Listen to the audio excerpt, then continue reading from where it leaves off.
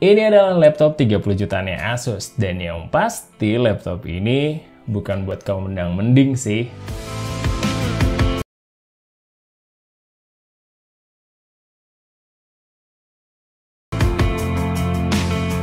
Hai Smart Buyer, gue Rizky. Kali ini kita akan ngebahas Asus ExpertBook B7 Flip. Kira-kira gimana dengan performanya? Let's check this out.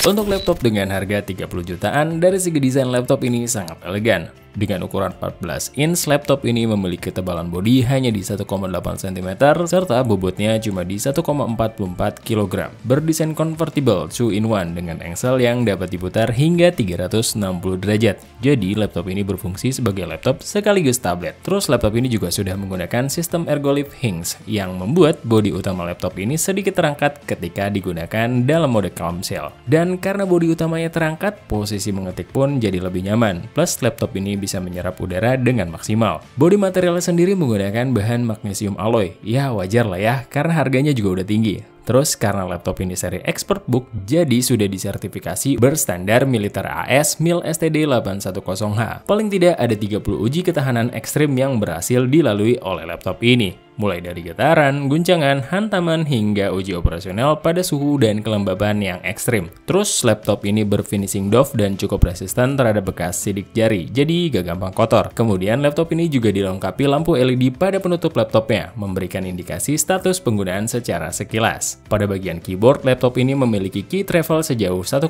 mm, cukup pas di tangan dan feel mengetiknya juga udah enak, dan jarang ada miss. Selain itu, keyboardnya juga sudah dilengkapi backlit, jadi kalau mau dipakai di ruangan gelap, aman lah.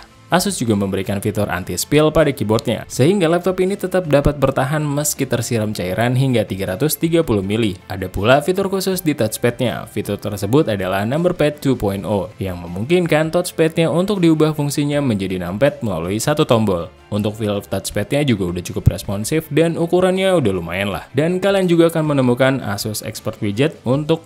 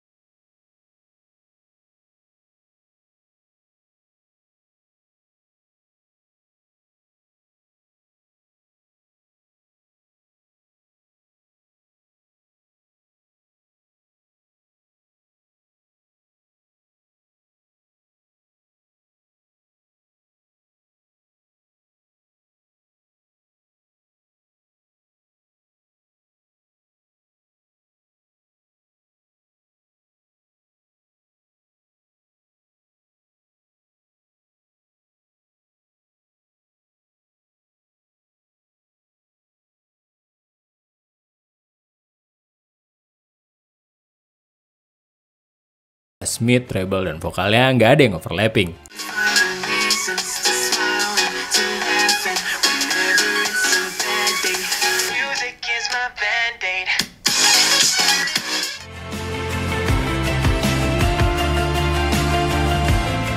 Pada dapur pacu, laptop ini sudah dibekali dengan CPU 11 Gen Intel Core dengan dual varian. Ada varian Intel Core i5 1135G7 2,5 GHz dengan boost clock di 4,5 GHz. Dan varian tertinggi yang sekarang kita pegang menggunakan Intel Core i7 11